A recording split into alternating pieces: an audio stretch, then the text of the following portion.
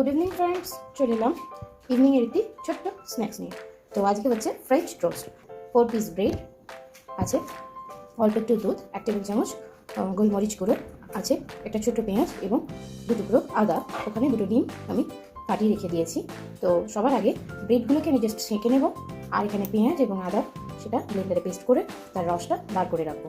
এটা আমি ভালো করে ফেটিয়ে নিলাম আগে, তারপর দিয়ে দিচ্ছি এখানে 5 স্পুন মতো নুন। আদা এবং পেঁয়াজের যে রসটি আছে, এখানে দুধ, গোলমরিচটা মিশিয়ে দেবো খুব অল্প পরিমাণ। প্রথমে খুব ভালোভাবে 5 মিনিটের মতন মিশিয়ে নেব। এখানে 2 পিস ব্রেড আমার রেডি। ঘি ব্রাশ করে দেবো, ঘি ব্রাশ করে জাস্ট একটা করে ব্রেড আমি যে গোলাটা বানিয়ে রেখেছিলাম সেই গোলাটার মধ্যে ভালো করে এপিট ওপিট করে চুবিয়ে নিয়ে তোমরা বাচ্চাদেরকে টিফিনেও দিতে পারো।